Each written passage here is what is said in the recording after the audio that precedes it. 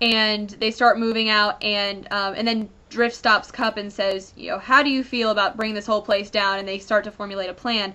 So Cup and Drift have made their plan, and it's basically to get this ship to achieve orbit. And as they're about to leave, Turmoil obviously breaks in, and Drift, you know, forces Cup out.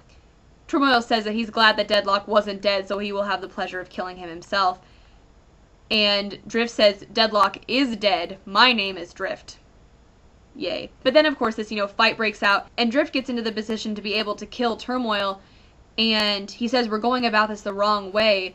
All of this fighting, and we're nowhere from where we started. And Turmoil's like, then fine, kill me and prove that you've basically become nothing since you left and you're still the same Decepticon.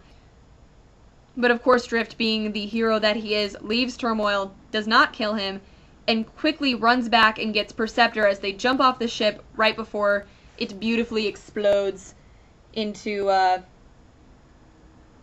this great explosion that it is.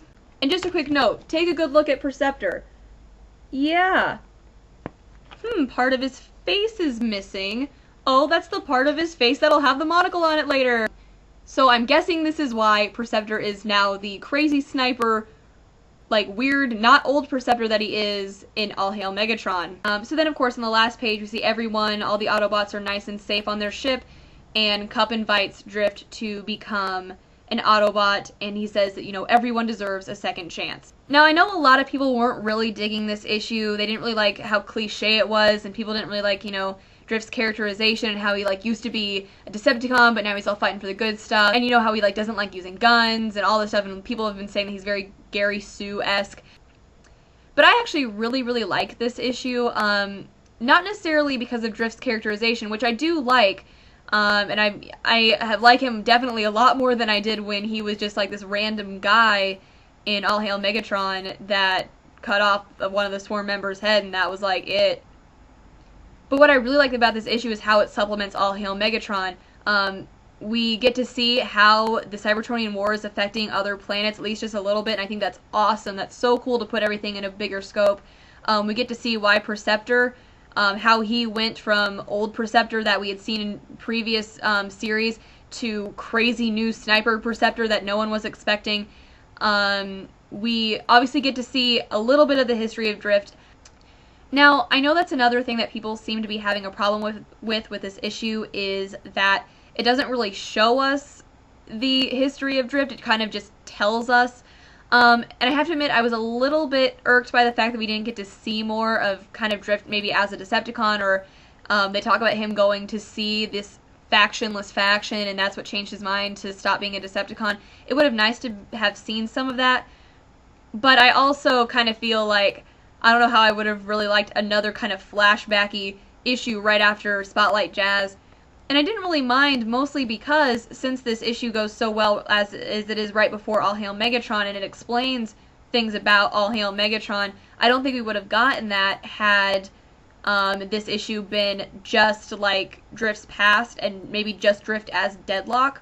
I don't think we would have really gotten as much out of it for the series as it is right now.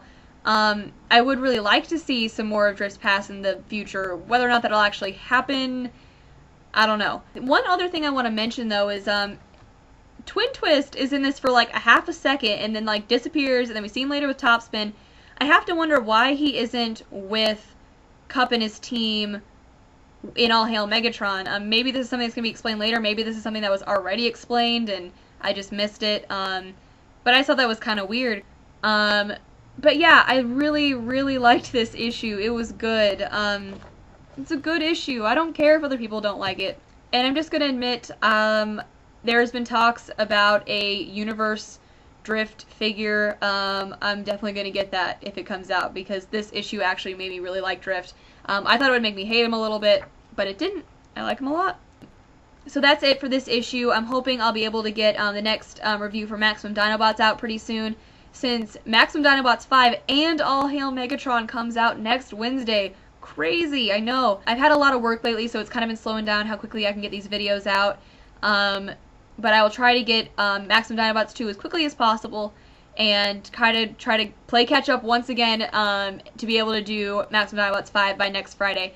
And other than that, I did also pick up Battle for the Cal #2 yesterday. So I'll probably review that at some point. I'm not quite sure how I'm going to do that yet, since the last time I reviewed a Battle for the Cal, it was like a little mini thing. But other than that, that's about it, and I will see you all later.